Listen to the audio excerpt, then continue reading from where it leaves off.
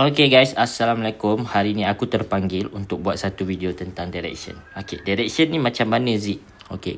Macam Zik akan fokus kepada 2 time frame sahaja. Zik akan tengok structure dekat weekly dan Zik akan fahamkan dekat harga daily. Okay, macam mana Zik tengok? Kat sini Zik akan ajar. Okay, bila market dekat weekly dah bagi uptrend, korang akan fahamkan kepada daily. Okay, kalau daily juga uptrend, so korang boleh fokus buy. Okay, macam mana korang macam mana kalau weekly uptrend, daily downtrend? Kat sini korang boleh short sell. Short sell. Sampai harga mana? Sampai dekat harga di mana lowest support weekly. Okay, jom kita Zik lukis sikit. Okay, macam mana Zik? Okay, yang pasal uptrend, weekly uptrend, daily uptrend tu, itu sangat senang lah. Korang just focus buy. Okay, ni kalau Zik ceritakan tentang kalau market weekly uptrend, daily downtrend. Okay, contohnya macam ni. Okay, korang ada satu structure, iaitu ini structure weekly. Okay, line putih ni adalah weekly. Okay, Zik lukis. Okay, kat sini contohlah korang akan ada zone 1, zone resistance dan zone support. Di sini resistance, kat sini support. Ini support dengan SNR weekly lah. Okay, so ni Zik tarik panjang sikit, sorry. So yang ni Zik tarik panjang sikit. Okay, so bila dah macam ni, korang akan pergi kepada daily. Okay, korang precise kepada daily. Kat sini harga daily. Okay, belah kanan ni CMP harga daily. Okay, daily kalau dia nak sampai ke dalam zone buy kita ni, ini ibaratkan zone buy kita lah. Bukan ibarat, memang ini zone buy kita. Kita nak buy dekat area dalam ni. Okay, kita nak buy dalam ni. So bila dia nak buy dalam ni, dia takkan weekly, daily tu takkan dia nak turun sebatang macam ni. Tak mungkin. So dia kena buat satu structure di mana structure breakout structure dekat daily lah. Tapi dekat weekly dia tak breakout lagi. Dia belum breakout structure. Kalau weekly nak breakout structure, dia kena lepas di bawah ni. So daily dia akan jadi macam ni tau. Dia akan buat satu chart pattern yang mengatakan dia nak downtrend. Nampak? Kat sini ada satu R, kat sini ada satu S, kat sini ada satu R, kat sini ada satu S. So bila sampai dalam ni, kat sini Aziz cakap korang boleh short sell dekat area mana? Dekat area atas ni lah. Okay, dekat kawasan sini, atas ni.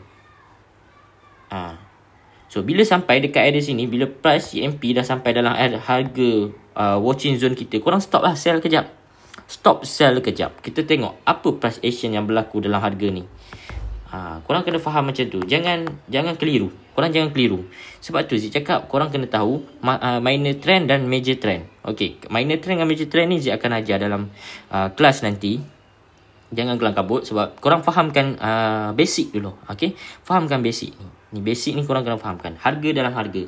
Sama juga, contoh H4 ataupun daily, korang akan nampak macam ni tau. Okay, ni daily yang line biru. Okay, line kuning ni, korang H4 punya structure. H4 dia akan buat macam ni.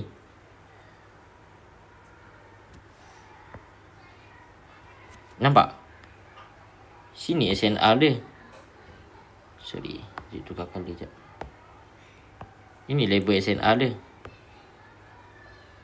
Tapi dekat H4 korang nampak, oh H4 ni, H4 dekat area sini dah breakout support. Ni support, ni resistance.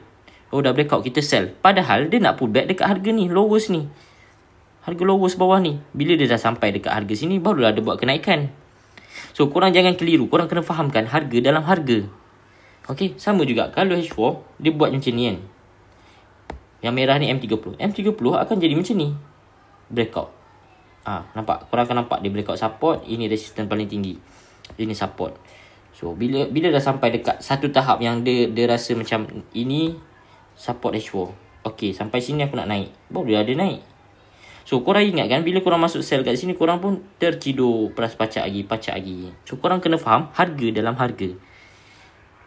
So time frame lagi satu Zik tunjuk. Banyak contoh Zik tunjuk. Okay, Zik tunjuk contoh sebanyak yang boleh untuk korang faham lah. Okay, contoh H1 kita buat downtrend pula. Sorry, cemburu kita buat H1 dalam keadaan downtrend pula. Okay, macam ni kan. Kalau H1 dalam keadaan downtrend, M15 mesti dia dalam keadaan macam ni. Ini kenapa? Nampak ni, dia pull back atas.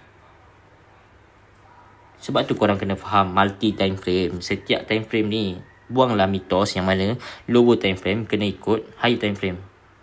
Higher time frame Higher time frame tu yang lower time frame kena ikut higher time frame, bukan higher time frame follow lower time frame. Jangan keliru.